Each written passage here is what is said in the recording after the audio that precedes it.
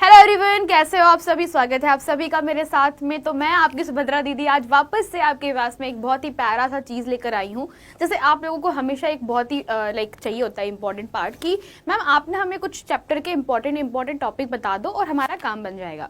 तो बच्चों बिल्कुल ही मैंने उसी आधार पर बहुत ही इंपॉर्टेंट और बिल्कुल चुनिंदा टॉपिक लेकर आई हूँ कि अगर आप इनको पढ़ते हो बेटा तो आराम से 95 परसेंटाइल तक के आपके रसायन विज्ञान में आ ही जाएंगे। तो आज हम बात कर रहे हैं विज्ञान के मोस्ट रिपीटेड या मोस्ट इंपॉर्टेंट टॉपिक की। इन टॉपिक को बिल्कुल भी छोड़ना मत। अगर आप चाहते हो एग्जाम में बहुत अच्छे नंबर स्कोर करना तो ये बच्चों टॉपिक आपके लिए है। तो कैसे हो आप लोग, एक बार फटाफट से मुझे कमेंट सेक्शन में बताइए और चालू करते हैं आज का ये वाला सीन। सबसे पहले समझा देती हूँ कि आपके पास में पूरा विज्ञान 3 भागों में बटा हुआ है। मैं हमेशा आपको एक चीज समझाती हूँ कि अगर मैं जब भी बात कर रही हूँ विज्ञान की तो विज्ञान बच्चों 3 भागों में बटा हुआ है। 3 भागों में कैसे बटा हुआ है? एक होता है बच्चा आपके पास में जिसे आप कहते हो रसायन विज्ञान, जो कि मैं पढ़ाती हूँ। ठीक है, रसायन विज्ञान में चैप्टर 1 से लेकर के 4 तक आपको पढ़ना पड़ता है। ठीक है, चैप्टर 1 से 4 आपके किसके? रसायन विज्ञान के। फिर आता है आपका जीव विज्ञान। जीव विज्ञान में चैप्टर नंबर 5 से लेकर बच्चों लगभग मेरे ख्याल से 5, 6, 7, 8 लेक्चर तक आपके पास में जीव विज्ञान है। एंड आफ्टर दैट आपके पास में पूरा का पूरा आपका भौतिक विज्ञान होता है। ठीक है, तो इस प्रकार से आपके पास में 3 पूरे के पूरे क्या है चैप्टर मतलब पार्ट्स है जिसमें आपको पढ़ना पड़ता है। सबसे पहले आपका चैप्टर है इसका कि जीवन की इकाई कोशिका। तो यहाँ पे आपके पास में सबसे पहला चैप्टर ये पढ़ता है। एंड अगर मैं बात करती हूँ भौतिक विज्ञान की तो भौतिक विज्ञान का सबसे पहला चैप्टर है गति। तो गति से आपकी चालू होती है भौतिक विज्ञान। अब बात करते हैं कि यार इसमें कौन से टॉपिक ऐसे हैं जो एग्जाम में अच्छे नंबर दिलाते हैं। जीव विज्ञान में विजेता मैम आपको बताएगी और जब मैं बात कर रही हूँ भौतिक विज्ञान की तो वो रुचि मैम आपको बताएगी। मेरा काम है ये चैप्टर 4 तक के पूरे इंपॉर्टेंट टॉपिक के बारे में समझाना। तो चलिए आपको बताती हूँ बच्चों 1 by 1। तो क्लास 9th आपके लिए लेकर के आ रहा है एक बहुत ही इंपॉर्टेंट चीज और वो है बच्चों complete subject revision and question practice every 7 PM। हर दिन आपको 7 बजे पहुंच जाना है। हर दिन 7 बजे आपको ये सारे के सारे इंपॉर्टेंट टॉपिक करवाए जाएंगे। अगर आप बिल्कुल इस चैनल के ऊपर नए हैं तो चैनल को लाइक करना, सब्सक्राइब करना बिल्कुल मत भूलिएगा। तो कंप्लीट सब्जेक्ट रिवीजन में आपको बच्चों हर सब विषय के अनुसार पढ़ाया जाएगा और हर विषय के अनुसार आपको रिवीजन करवा करके क्वेश्चन भी साथ में करवाए जाएंगे। तो ये दोनों ही चीजें आपके टीचर्स प्रतिदिन शाम को 7 बजे करने वाले हैं। अब बात करते हैं सबसे महत्वपूर्ण चीज वो है बच्चों की ये सारी जो मैराथन है आप कह सकते हो कि पूरे के पूरे क्लास 9वीं के जितने भी इंपॉर्टेंट टॉपिक है चैप्टर है सब कुछ आपको करवाया जाएगा। यानी बच्चों ये आपकी वार्षिक परीक्षा की मैराथन होगी। क्या होगी? ये आपकी वार्षिक परीक्षा की स्पेशल मैराथन है और यही आपको क्या करेगी बेटा नैया पार लगवाने वाली है। तो अगर आप चाहते हो कि बेस्ट इंपॉर्टेंट क्वेश्चन आप लोग करें तो आपको ये क्लासेस जरूर ज्वाइन करनी है। अब मैं आपको बताती हूँ चैप्टर वाइज इंपॉर्टेंट टॉपिक कौन से हैं। सबसे पहले आपके पास में आता है चैप्टर नंबर पहला। देखो अध्याय क्रमांक 1 है पदार्थ। ठीक है, तो पदार्थ और आप कह सकते हो कि हमारे आसपास के पदार्थ है ना। अब इस चैप्टर की बात करती हूँ हमारे आस पास के पदार्थ। अब देखिए सभी विद्यार्थी इस चैप्टर के अंदर बहुत ही साधारण सिंपल से टॉपिक है। जैसे कि पदार्थ क्या होता है ना, हमने समझा पदार्थ वो होता है जिसमें द्रव्यमान और आयतन पाया जाता है। पदार्थ के गुण क्या होते हैं जैसे कि हम जानते हैं पदार्थ बहुत छोटा है, कणों के मध्य में रिक्त स्थान पाया जाता है। पदार्थ के जो कण होते हैं वो एक अंतराण्विक आकर्षण बल से बंधे होते हैं। पदार्थ के कणों में गतिज ऊर्जा होती है। तो ये सारे क्या कहलाते हैं? पदार्थ के गुण कहलाते हैं। तो आपको ये दोनों टॉपिक बहुत अच्छे से आने चाहिए। फिर बात करते हैं पदार्थ की अवस्थाओं में मुख्य अंतर क्या होते हैं। अब देखिए अवस्थाओं का मतलब क्या है, सीधी बात बता रही हूँ बेटा मैं यहाँ पर कि एग्जाम में आपके पास में ठोस, द्रव, गैस के बारे में पूछेगा और हो सकता है कि थोड़ा सा एक्स्ट्रा पूछने के लिए वो प्लाज्मा के बारे में भी पूछे। तो आपको इन चारों के बारे में ना क्या होना चाहिए? नॉलेज होना जरूरी है।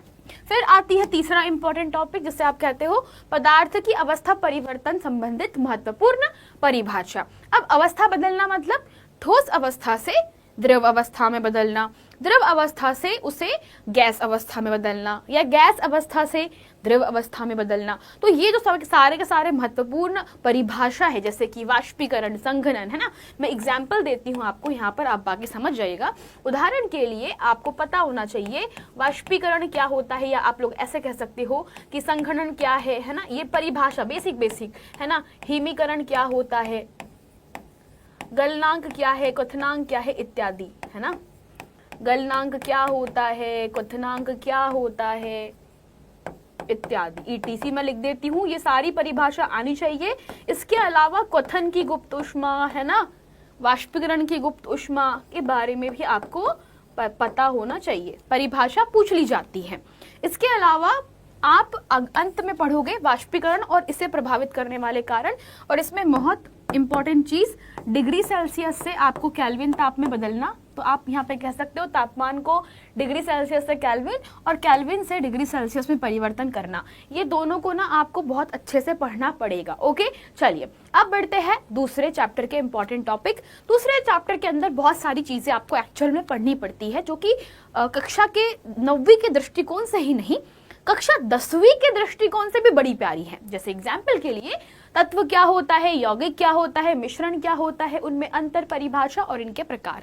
फिर बात करते समांगी व समांगी मिश्रण क्या होता है, इनके बारे में वही बेटा परिभाषा और उदाहरण। हमें याद रखना आपको उदाहरण अच्छे से आने चाहिए सभी प्रकार के, ठीक है। संतृप्त विलयन, असंतृप्त, अतिसंतृप्त की परिभाषा क्या होगी, विलयन की सांद्रता कैसे निकाली जाती है बेटा, प्रतिशत में आपको कैलकुलेट करना पड़ेगा। विलयन, निलंबन, कोलाइड में अंतर और इनकी परिभाषा आपको पता होनी चाहिए, और इनके उदाहरण बहुत अच्छे से याद करना है ना, उदाहरण बहुत अच्छे से आपको आने चाहिए। फिर आपसे परिभाषा पूछेगा, टिंडल प्रभाव क्या होता है। मेरे ख्याल से ये बहुत ही इंपॉर्टेंट टॉपिक है, जहाँ के बेटा जनरली स्कूल के ऊपर डिपेंड करता है कि उसे एग्जाम में ये परिभाषा पूछनी है कि नहीं, लेकिन टिंडल प्रभाव एक बहुत ही महत्वपूर्ण प्रभाव है जो कि प्रकाश के बारे में हमें क्या कहते हैं जानकारी या ज्ञान देता है। तो अगर आपको मौका मिले तो टिंडल प्रभाव के बारे में जरूर आप लोग क्या करना, पढ़ाई करना, इसके उदाहरण के साथ समझाना। भौतिक और रासायनिक परिवर्तन और इनके उदाहरण है ना, इनके उदाहरण, एग्जाम्पल्स सब आपको आने चाहिए। फिर धातु, अधातु, उपधातु की नॉर्मल जानकारी आपको आना चाहिए, क्योंकि कई बार एग्जाम में पूछ लेता है कि कौन सी धातु कमरे के तापमान पर द्रव अवस्था में पाई जाती है। तो ये सारे छोटे छोटे प्रश्न आप सभी से कक्षा 9वीं में पूछ लिए जाते हैं इस चैप्टर के, तो इन्हें भी बहुत अच्छे से करना है। चैप्टर नंबर 3 के महत्वपूर्ण टॉपिक है रासायनिक संयोजन के नियम। ये बहुत इंपॉर्टेंट है, यहाँ से प्रश्न हमेशा आएगा बच्चों, ये भी बहुत इंपॉर्टेंट है। स्थिर अनुपात का नियम और द्रव्यमान संरक्षण के नियम, आपको उदाहरण के साथ में स्थिर अनुपात का नियम याद करना है। जैसे कि जल के अंदर हम जानते हैं कि हाइड्रोजन और ऑक्सीजन 1:8 द्रव्यमान के अनुपात में होते हैं, तो इत्यादि बच्चों ऐसे एग्जाम्पल आपकी बुक में है, वो आपको अच्छे से आने चाहिए। वैसे मैंने इसको पूरा का पूरा पढ़ा रखा हुआ है, अगर आप इसके रिवीजन या वन शॉट लेक्चर देखना चाहते हो तो अगेन बच्चों शाम को 7 बजे वाली क्लासेस को मिस मत करना। फिर बात करते हैं डाल्टन का परमाणु सिद्धांत क्या होता है, वेरी इंपॉर्टेंट, बहुत प्यारी सी टॉपिक है ये। फिर बात करते हैं परमाणु क्या होता है, विभिन्न तत्वों के परमाणुओं के संकेत आपको आने चाहिए। अणु क्या होता है, अणुओं के प्रकार, और फिर बेटा वापस से एग्जाम्पल्स। फिर आयन के बारे में, आयन कौन सा, बहुपरमाणविक आयन, ठीक है, इनके बारे में आपको नॉलेज होना जरूरी है। रासायनिक सूत्र के ऊपर क्वेश्चन हमेशा आएगा बच्चों, रासायनिक सूत्र कैसे बनाए जाते हैं, आपसे विभिन्न प्रकार के केमिकल सूत्र पूछ लिए जाते हैं, आपसे हमेशा बच्चों आणविक सूत्र पूछ लिए जाएंगे, तो आणविक सूत्र के बारे में आपको ज्ञान होना जरूरी है। फिर बात करते हैं आणविक द्रव्यमान कैसे निकालते हैं, ये मैंने आपको सिखाया हुआ है, तो ये सारे के सारे महत्वपूर्ण टॉपिक आपको आने चाहिए। अब बात करते हैं अंतिम चैप्टर, चैप्टर नंबर 4 है रसायन विज्ञान का। मैंने कहा था मैं 1 से लेकर 4 तक के महत्वपूर्ण टॉपिक बताऊंगी। इसमें बच्चों सबसे पहला आता है थॉमसन का परमाणु मॉडल और इसकी कमियां। याद रखिएगा, इसमें हमें 3 परमाणु मॉडल पढ़ने हैं। पहला है थॉमसन का परमाणु मॉडल, दूसरा है रदरफोर्ड का परमाणु मॉडल, तीसरा है बोरबरी का परमाणु मॉडल। तो आपको ना ये 3 परमाणु मॉडल बहुत अच्छे से आने चाहिए। इनकी परिभाषा, मतलब परिभाषा नहीं, इनका सिद्धांत, प्रयोग क्या किया गया था, और इनके परमाणु मॉडल फेल क्यों हो गए, और अगर सक्सेस हुए तो क्यों हुए, तो ये सारी चीजें आपको आना बहुत जरूरी है। तो इनके प्रयोग, निष्कर्ष और जो भी कमियां हैं आपको आने चाहिए। फिर बात करते हैं विभिन्न ऊर्जा स्तरों में इलेक्ट्रॉन का वितरण कैसे होता है। बेसिकली हम बात कर रहे हैं बेटा यहाँ पर इलेक्ट्रॉनिक विन्यास की, आप इसको बोल सकते हो कि इलेक्ट्रॉनिक विन्यास क्या होता है। बहुत इंपॉर्टेंट टॉपिक है ये इलेक्ट्रॉनिक विन्यास वाला, तो ये भी आपको बड़े प्यार से या अच्छे से आना जरूरी है। फिर बात करते हैं परमाणु क्रमांक क्या होगा। देखो परमाणु क्रमांक की अगर मैं बात करूं तो बच्चों परमाणु क्रमांक, द्रव्यमान के बारे में नॉलेज, इसके अलावा संयोजकता, समस्थानिक, संभारिक, उदाहरण और प्रयोग, और बच्चों सबसे इंपॉर्टेंट पास इसमें लास्ट में लिख रही हूं मैं, इलेक्ट्रॉन, प्रोटॉन और न्यूट्रॉन के बारे में जानकारी है ना। आपको इनके बारे में, न्यूट्रॉन के बारे में जितनी जानकारी हो सकती है, ठीक है। इनके खोजकर्ता कौन थे, किसने खोज करी है, खोजकर्ता, इनके ऊपर कितना आवेश होता है, इनका द्रव्यमान कितना होता है ना, इत्यादि जानकारी आपको आनी चाहिए। ठीक है, इनके बारे में आपको जानकारी पता होना चाहिए। इतना अगर आप लोग कर लेते हो बच्चों तो चैप्टर नंबर 4 तक के आपको कोई भी दिक्कत नहीं होने वाली है। सारे के सारे टॉपिक आप लोगों के एक ही मैंने एक वीडियो में आपको बता दिए हैं। तो उम्मीद करती हूँ बच्चों की सारे के सारे टॉपिक आपको बहुत अच्छे से समझ में आए होंगे। And that's it, thank you so much बच्चों। आपके लिए आज का जो मेरा लेक्चर था वो इतना ही था, जिसमें मुझे आपको बस समझाना था कि कौन से टॉपिक बहुत महत्वपूर्ण है और प्रश्न कैसे बनते हैं। इतना पढ़ लोगे बच्चों तो लगभग आपका केमिस्ट्री से तो कोई भी ऐसा टॉपिक नहीं छूट रहा है जहां से आपको एग्जाम में क्वेश्चन का उत्तर ना बने। ठीक है, तो बस आज के लिए इतना ही। अगर आपको ऐसे ही बहुत सारे और वीडियोस चाहिए तो कमेंट सेक्शन में जरूर बताइएगा, मैं इसके ऊपर और वीडियोस बना सकती हूँ। Thank you so much. मिलते हैं बच्चों अगले वीडियो में, और शाम को 7 बजे क्लासेस लेना भूलेगा नहीं। Bye bye, take care.